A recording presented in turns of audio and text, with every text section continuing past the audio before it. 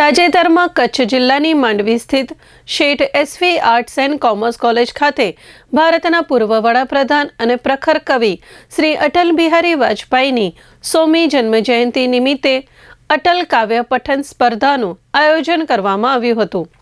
આ કાર્યક્રમમાં વિદ્યાર્થીઓએ અટલજીના રાષ્ટ્રપ્રેમને યાદ કરી સુંદર કવિતાઓનું પઠન કર્યું હતું।